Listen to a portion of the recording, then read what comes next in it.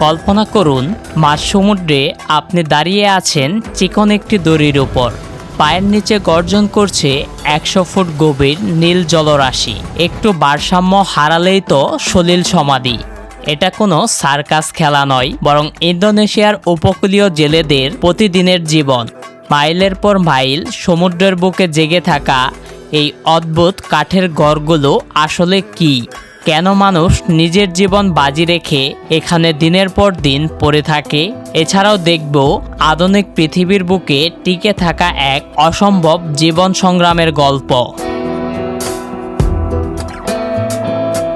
দূর থেকে দেখলে মনে হবে সমুদ্রের উপর কেউ যেন একটি গ্রাম বসিয়ে দিয়েছে। স্থানীয় ভাষায় একে বলা হয় বাগান।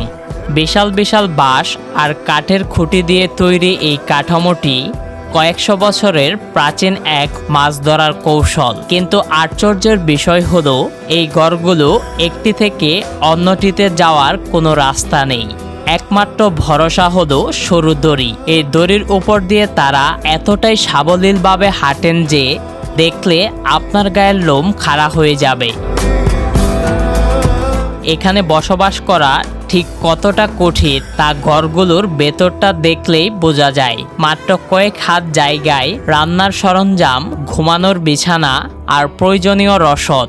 টানা কয়েক সপ্তাহ এই জেলেরা পরিবারের মুখ দেখতে পায় না। চারদিকে শুধু পানি আর পানি।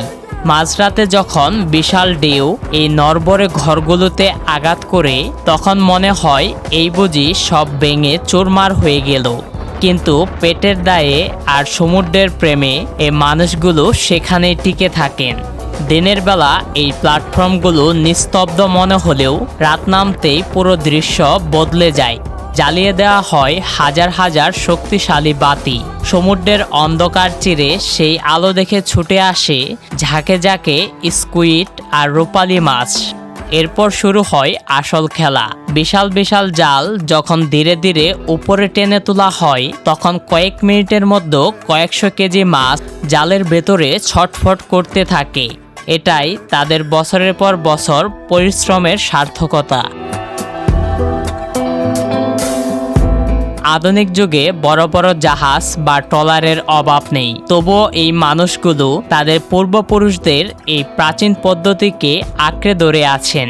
এটি শুধু মাছ ধরা নয়, এটি তাদের অস্তিত্বের লড়াই। মানুষের সৃজনশীলতা আর টিকে থাকার জেদ যে কতটা প্রখর হতে পারে, এই বাগানঘরগুলোই তার জীবন্ত প্রমাণ।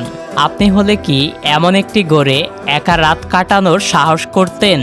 আমার তো মনে হয় আপনি পারতেন না। আর যদি আপনি থাকতে পারেন তাহলে কমেন্ট করে আপনার উত্তর জানান হ্যাঁ।